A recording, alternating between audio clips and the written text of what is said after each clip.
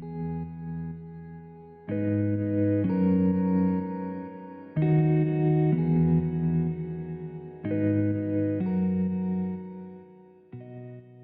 this is Gary007 and welcome to my channel. So this topic is talking about Arcane Shot Hunter, so in World of Warcraft. So if you like this sort of content, don't forget to hit the subscribe button. Leave a thumbs up and a comment below about your experiences with Arcane Shot Hunter. So without further ado, let's get straight into this video. So Arcane Shot based spell power scaling is 43.5% coefficiency, meaning that every one spell power adds 0.435 damage to your Arcane Shot. So if you had 200 spell power damage gear on, that would equal 87 damage, and that would add 87 damage to your normal Arcane Shot rank 8. See, it's not a lot. It's quite a poor coefficiency, but there are a few talents that we can look at in improving that coefficiency for the hunter. In the marksman tree, range specialization 5 out of 5 changes the scaling of your arcane shots to 48.5%. So this increases our odds of coefficiency even more.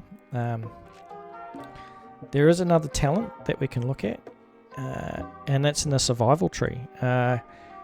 Humanoid and monster slaying talents, which increase damage done by 3%. These talents increase the scaling of Arcane Shot further from 48.5% to 51.5% coefficiency. So it's getting a little bit better. It's still not great for Arcane Shot scaling, but we've got to look at the skill as a whole, if you know what I mean. So spell power coefficiency is 51.5% after we put into those talents. So one spell power equals 0.515 damage. So 200 spell damage now equals 103 damage increase. So basically take all the spell power gear that you have on your character and just halve it by 50%, and that's the damage you'll be adding to Arcane Shot as it stands. That's the easiest way to look at this once you put into the talent points. It's basically half the spell damage gear that you have on is what the damage you'll be doing. So I'm going to look at some pieces of gear, some cheap pieces of gear here. Arcane Wrath set. So you can pick this up from the auction house, quite cheap. They only go for 5-10 gold at the most, and you get a ton of arcane spell damage out of it. It's a small investment. It's not really much of an investment. You can get away with it cheaply by purchasing them off the auction house.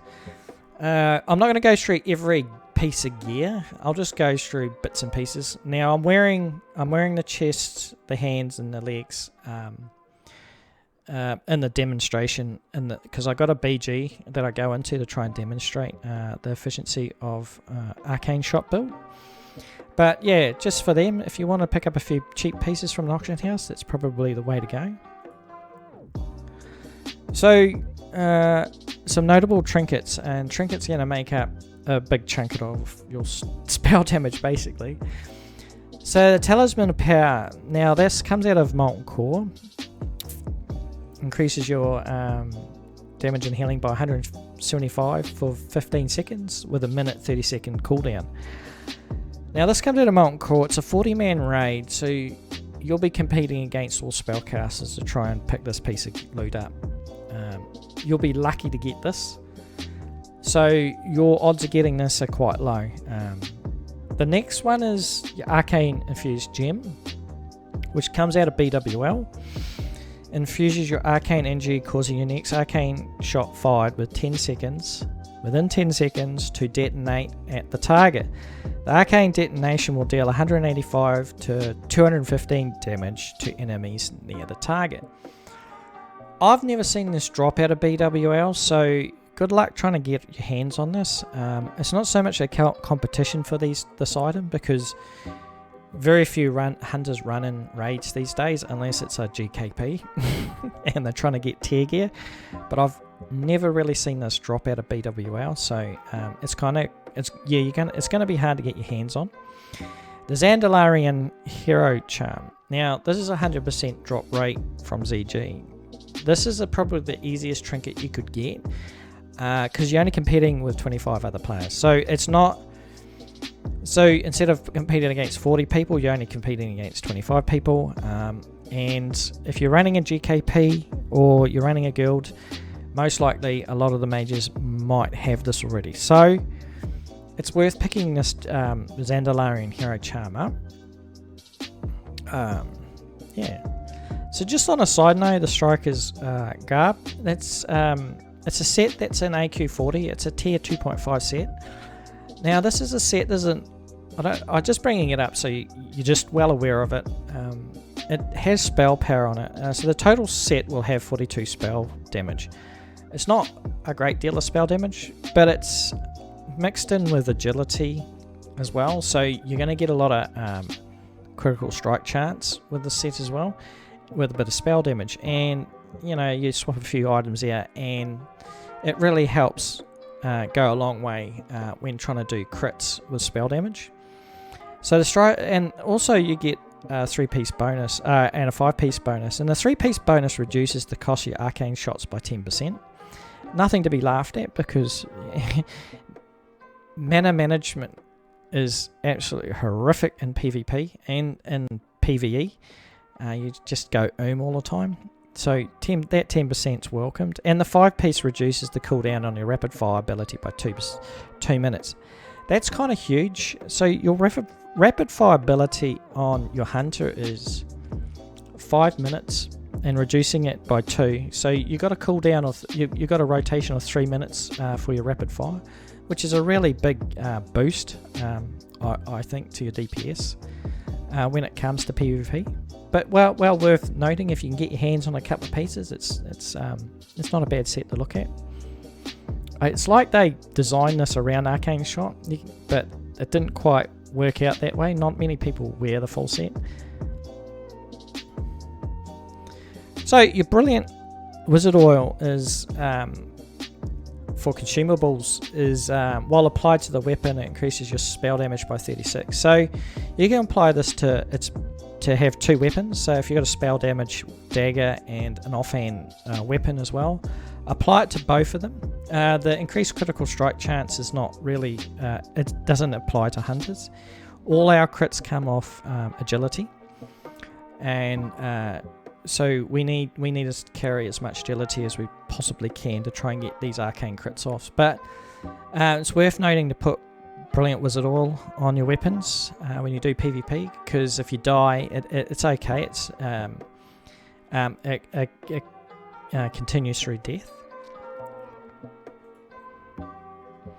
So your Serpent Sting and Viper Sting for Hunter. So you get 100% of spell damage scaling with both of these skills. So more spell damage, the more damage you'll do with Serpent Sting and Viper Sting. Now Serpent Sting, doesn't scale well. I mean, it doesn't scale greatly for hunters. I mean, it does. It's not going to be like, how should I put it? It's not going to be like a warlock. You're not going to outdamage a warlock when it comes to dots. But if you can carry enough spell damage, you can get away with doing about 130, 140 damage every 3 seconds on a Serpent Sting. And of course, that's nothing to be laughed at in PvP. You shoot warriors with it, and druids and whoever that is not mana intensive. And of course, you apply Viper Sting to all mages and warlocks, and anybody you can see that's got a mana bar. So yeah, it's so you get a lot of bang for your buck with spell damage coming off Serpent Sting and Viper Sting. So just a couple of notables to sort of go over. Hit cap for PvP is 6%, and that's a must. You need to have that hit cap because you're going to do a lot of white damage, multi-shot as well, in your rotation as a hunter. So you need to be able to hit your target. Critical strike is still based off your agility, so you need to carry some agility to try and get your crit rate up in order for your arcane shot to proc and crit as well. And mana management is an absolute nightmare for a hunter. So arcane shot, you'll be burning through mana and multi-shotting and stuff like that, and viper stinging. And you're very bursty. Hunter is quite bursty, so you've got to be careful of your mana management. And yeah, so I've got some PvP video of my Arcane Shot Hunter. So yeah, stick around and watch the video. And yeah, thanks for your support. Okay then.